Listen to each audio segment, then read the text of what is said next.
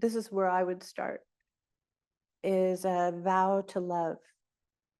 And, in the same way that you take a bodhisattva vow, um, I think there's a vow to love that's really vital to make, and to understand that you're vowing to aim for heartbreak.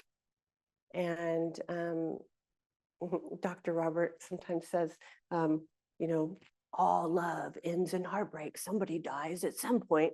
But, the person you love dies all day, every day. If they're alive, they're in a perpetual state of dying and shifting and changing. And so you're constantly with a death in real time.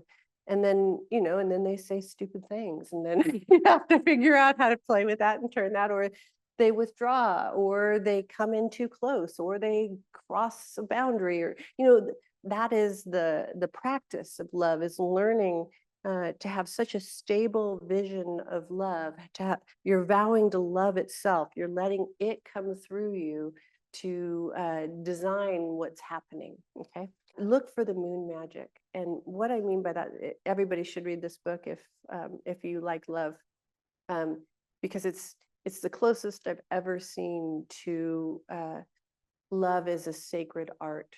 And the whole book is the path itself that leads to this temple where they have the final, I would say, climax, but it isn't climax, where they have the final climax, the climax being that they've built up enough magnetism in each of their bodies that it comes together, and there is an explosion, in a sense, and that's where they live in the melded state. And so you hear about this in spirituality. You hear about Marpa and Milarepa sharing one mind, a mind meld, and you hear about it in psychedelics, because that happens where there's 8 people in a room all seeing the same thing that isn't in the room together. There's that shared vision. And that to me is where I'm aiming. That's what I'm aiming for. And so how you get there is you remove what are called claa in Buddhism, or you dissolve them. I would say you dissolve and repurpose them, but that means you have to go in them.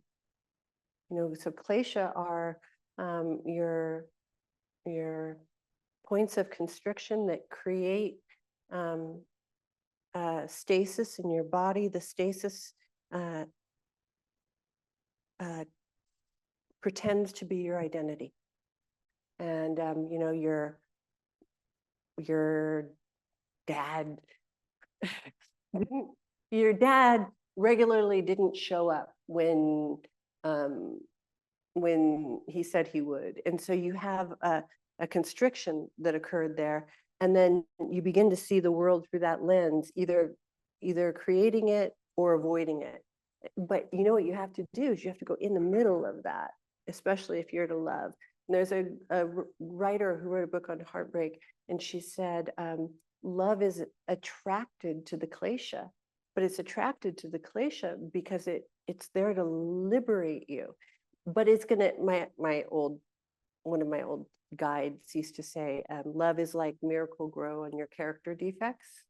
You get really bad in love because you're fueling your claa. So you have to have this radical determination to enter with a friend, to enter with your consort, and then live it. That's the only way to do it.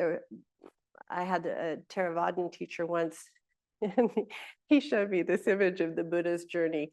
And so and normal people's journey, right? So the Buddha, here, there's a circle here that goes halfway, and then there's sort of like down here, and this is terrible samsaric activity.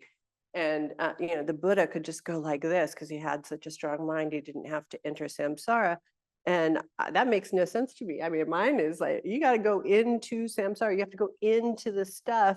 You have to grab it and convert it.